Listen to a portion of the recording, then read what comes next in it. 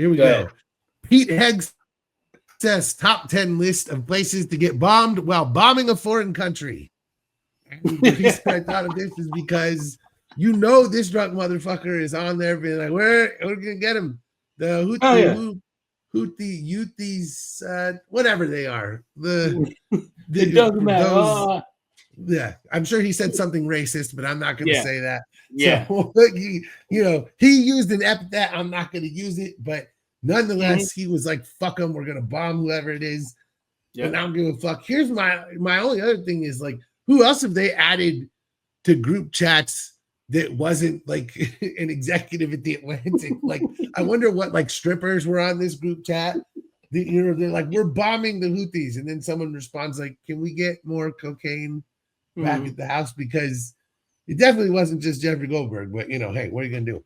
That's the Pedro Serrano. Fuck you, Joe Boo. If you don't hit curveball, I'll do it myself.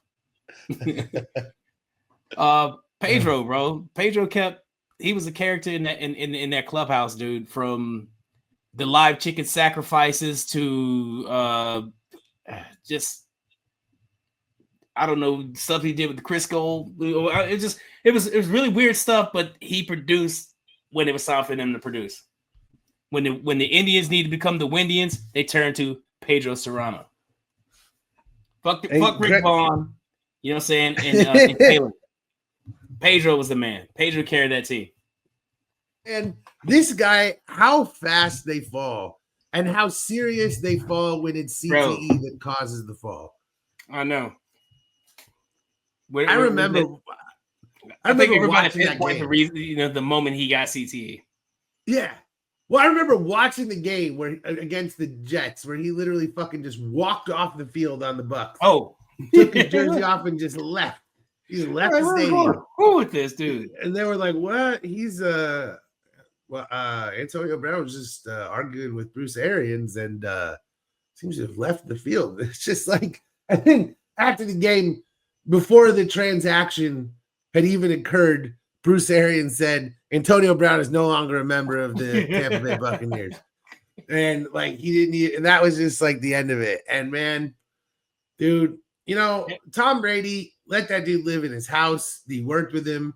Yeah. And Antonio Brown like sold him out. He sold everyone out. And he sexually assaulted multiple women and somehow gets away. Like, he's not a good dude. He's not. And this just really seems like a very realistic outcome to me. Yeah. Like, what do you think the results of that scan would be? Like, is the question. Like, a resounding yes. Yeah, that's the answer. Yeah. The CT in his brain probably spells out yes. Whatever they're looking at probably spells out yes. He has it. This one, this is probably the reason he got shot so many damn times.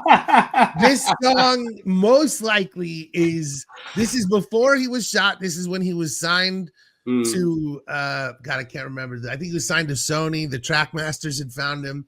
Was it Columbia? Yes, Columbia. Sony Columbia. Yes, sir. And he does this track called How to Rob, where he basically disses everyone in the entire industry. Like, sure did. Everyone. And it was not well received, and it was not seen as, I mean, it was tongue in cheek. It wasn't that serious. It wasn't. It was just something like, just poking fun. You know what I'm saying? It was like a fun track. In my opinion, it was like a fun track. I wouldn't even consider it a diss track, but the way people responded to it. That's the thing. That's the thing. The NES. Bowl. Bo Jackson was a cheat code. Everyone knows that Bo Jackson was a cheat code. You pick him, you make a play with him, he's gonna run all over the field, he's gonna score a touchdown. But the team I used to play with all the time back in the day, Chicago, they were just unstoppable. Their defense was fantastic. The thing about Bo Jackson, I heard a lot of feelings with Chicago back in the day playing this game. And the thing about Bo Jackson was, if you picked him, you basically had to tell the person you were playing what play you were going to run and what you were going to do to like give them some semblance of a chance to stop. That's what I always say. I read some article and some dude was like, if you were playing as Bo Jackson, I stole that joke. I'm sorry. But whoever it was like, if you're playing as Bo Jackson, you got to tell everyone. So did you You said you hurt feelings with the Bears. Were you able to stop Bo Jackson? Did you come up with that strategy? No, there was no strategy of stopping Bo Jackson. The only way you would be able to stop Bo Jackson is if you happen to pick the same play they picked.